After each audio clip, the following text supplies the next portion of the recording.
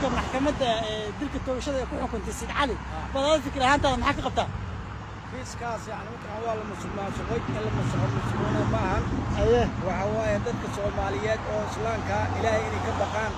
oo maxkamaddu ay saarto ninkaas xuquuqda uu leeyahay wixii waajibana laga fuliyo waan gartay waka adigu raay ahaantaada sidee u aragtaa maadaama aniga waxaan u arkaa in la musuqmaasuqay oo hadda waxaan waa la xukumay ay leeyahay wax ka jira ayna jirin okay su'aal ma ka weydiin karaa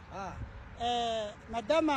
mataqaanaa adiga hadda aad oday Soomaaliyeed tahay xaaskaada oo mataqaanaa dhibaato ku sugan waxaad xaq u leedahay inaad caawiso Soomaha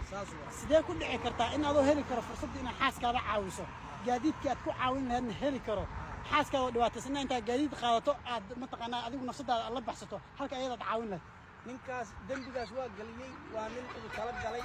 inuu gubay waxa cadeynaa inuu baqday oo yani mataqaanaa dhuuntay oo meeshuu joogay uu ka cararay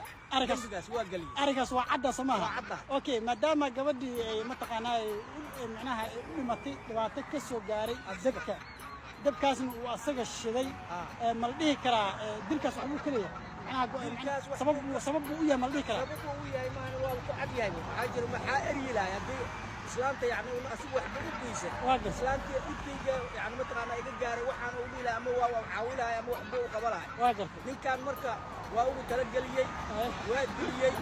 waa baxiyay yani mataqaanaa waa meeshuu yani mataqaanaa kullu ku dhuuma kara waa la soo qabtay moogiye waa baxsay okay waka okay dilkaas waa ku cad yahay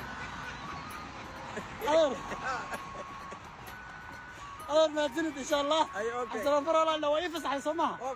ايوه